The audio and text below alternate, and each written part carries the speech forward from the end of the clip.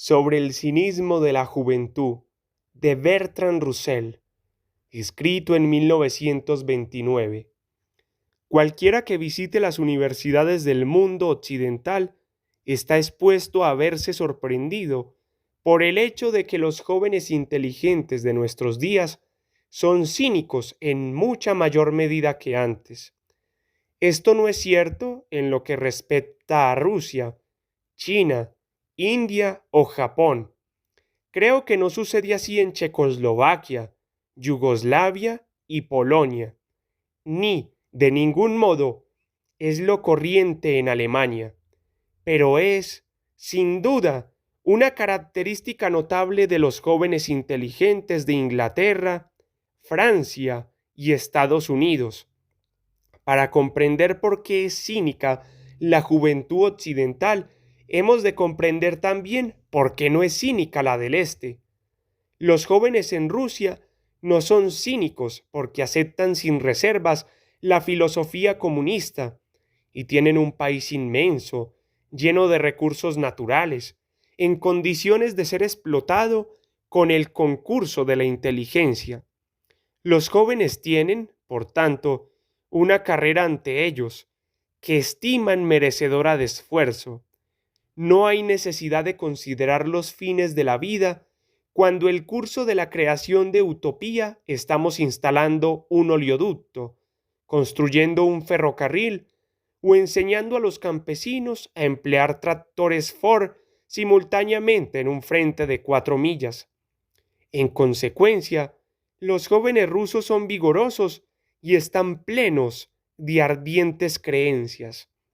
En la India, los jóvenes serios creen fundamentalmente en la maldad de Inglaterra. De esta premisa, como de la existencia de Descartes, es posible deducir toda una filosofía. Del hecho de que Inglaterra sea cristiana, se sigue que el hinduismo o el islamismo, según el caso, es la única religión verdadera. Del hecho de que Inglaterra sea capitalista e industrial se sigue, de acuerdo con el temperamento del lógico interesado, o bien que todo el mundo debería hilar con una rueca, o que deberían imponerse aranceles proteccionistas para desarrollar el industrialismo y el capitalismo nacionales, como única arma para combatir a los ingleses. Del hecho de que Inglaterra domine en la India por la fuerza, se sigue que solamente la fuerza moral es admirable. La persecución de las actividades nacionalistas en la India alcanza exactamente para que éstas parezcan heroicas y no triviales. De este modo, los angloindios salvan a la juventud inteligente de la India de la peste del cinismo. En China, el odio a Inglaterra también ha representado su papel, pero en mucha menor medida que en la India, porque los ingleses nunca conquistaron el país.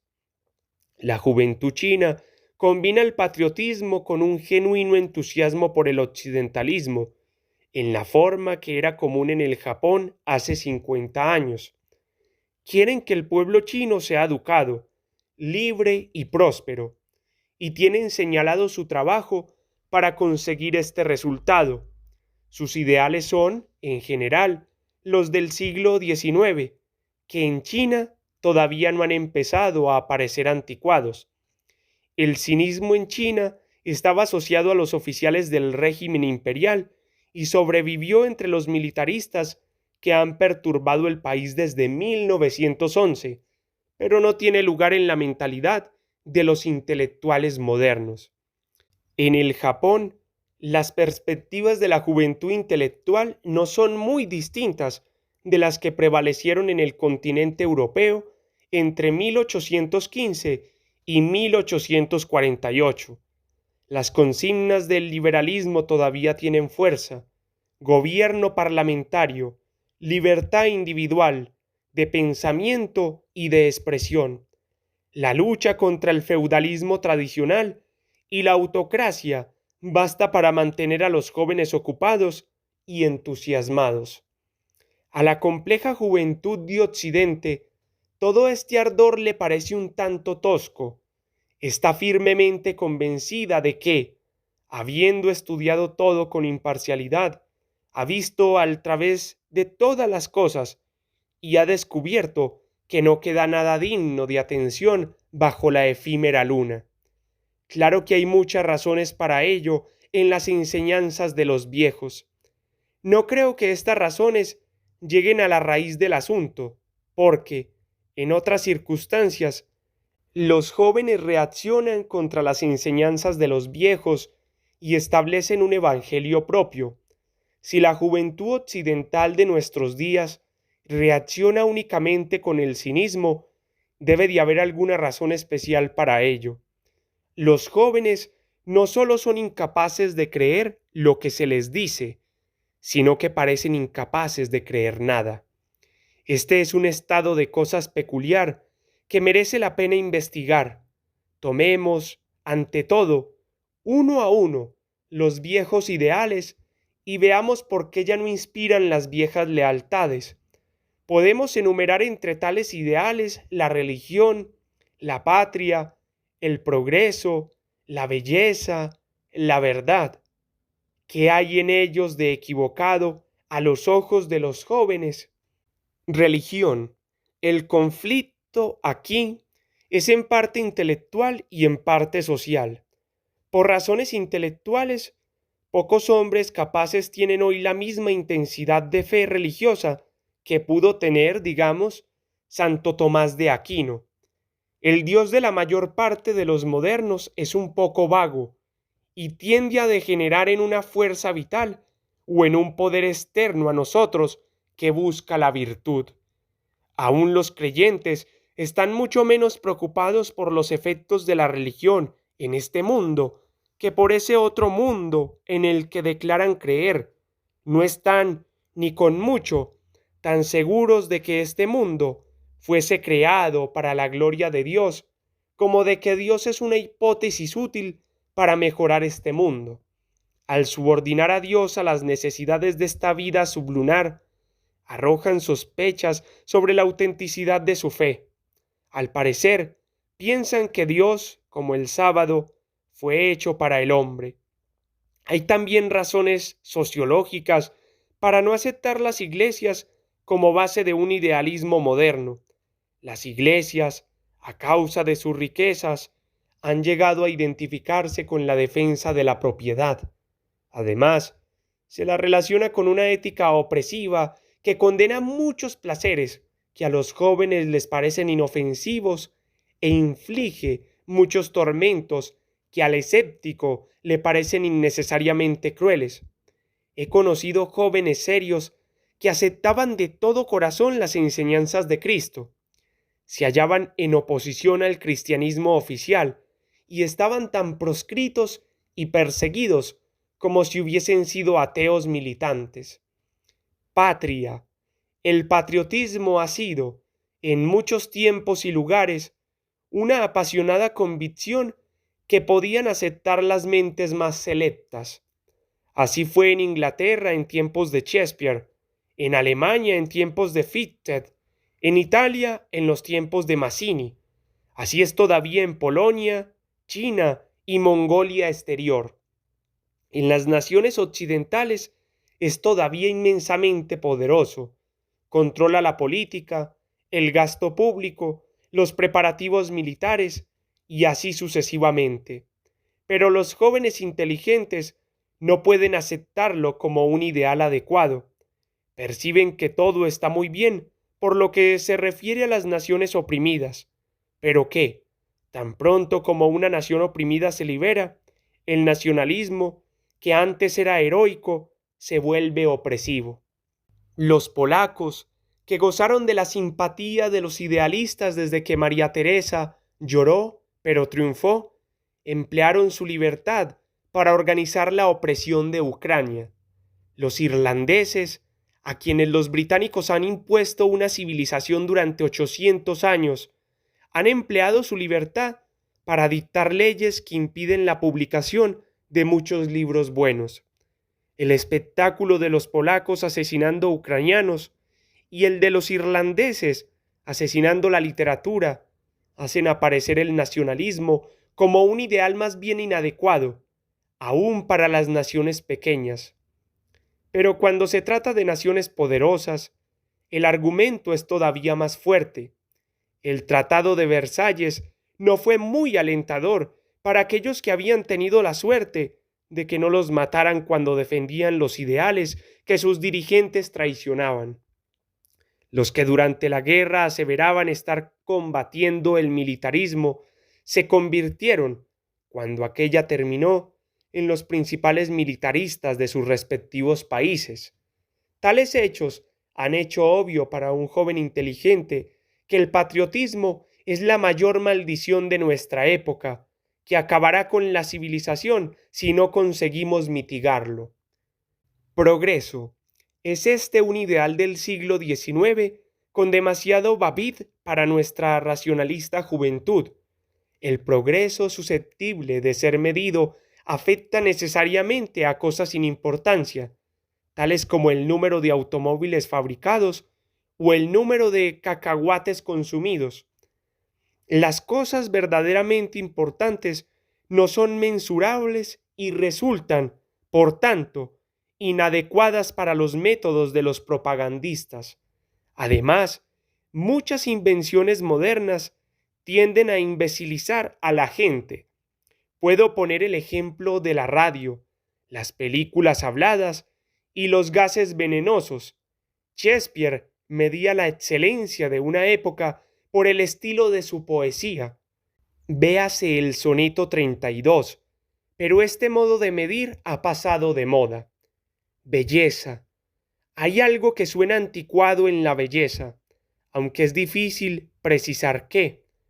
Un pintor moderno se indignaría si se le acusara de buscar la belleza. En nuestros días, la mayor parte de los artistas parecen inspirados por una especie de rabia contra el mundo, de modo que prefieren producir una significativa inquietud más bien que proporcionar una serena satisfacción. Además, muchas clases de belleza requieren que un hombre se tome a sí mismo más en serio de lo que resulta posible para una persona moderna e inteligente.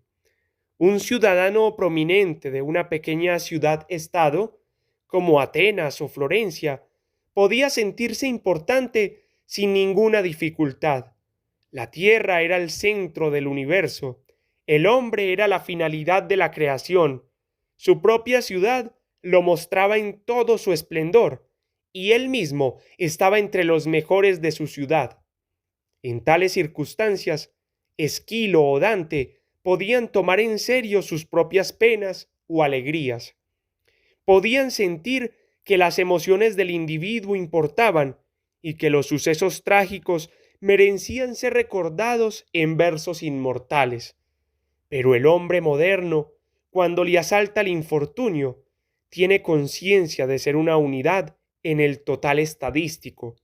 El pasado y el futuro se extienden ante él en una lúgubre procesión de triviales fracasos.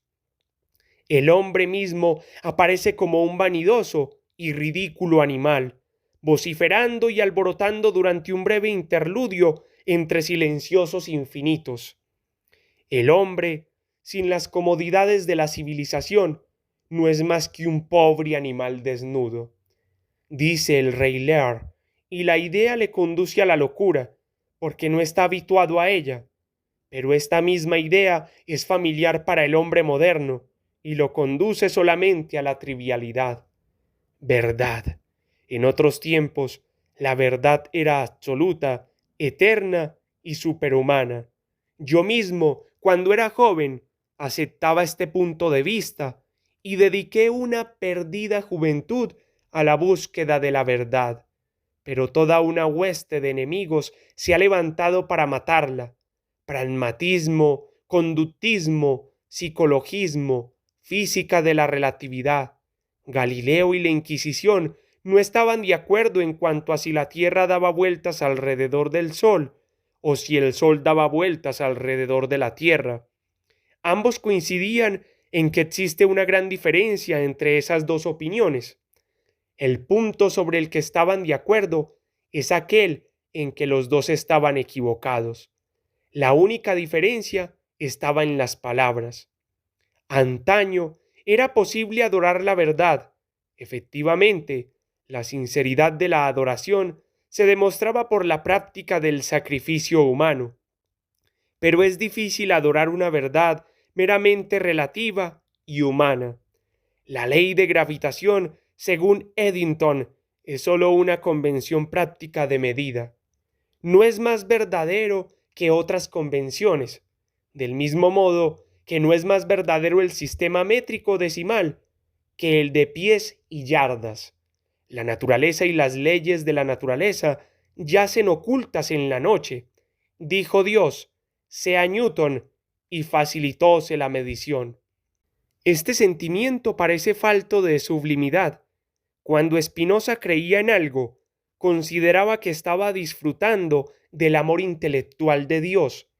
El hombre moderno cree, o bien, con Marx, que está influido por motivos económicos, o bien, con Freud, que algún motivo sexual subyace a su fe en un teorema exponencial o en la distribución de la fauna en el Mar Rojo.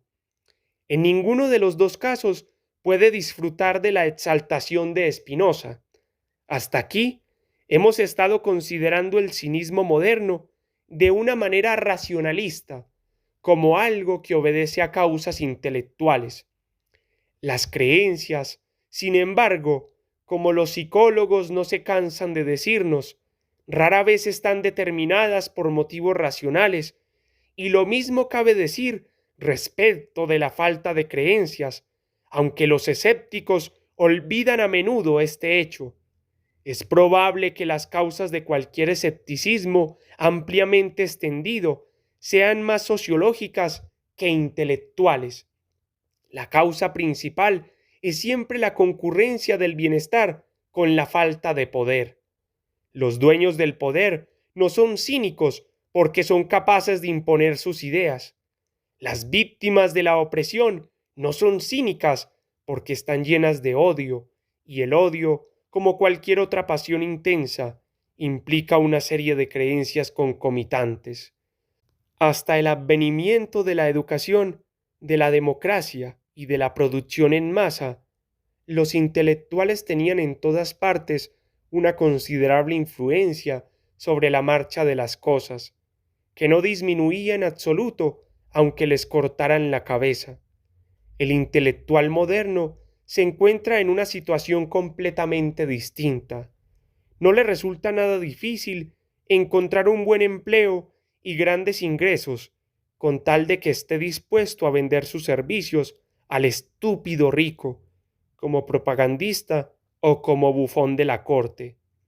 La consecuencia de la producción en masa y de la educación elemental es que la estupidez está más firmemente atrincherada que en ningún otro tiempo desde el comienzo de la civilización.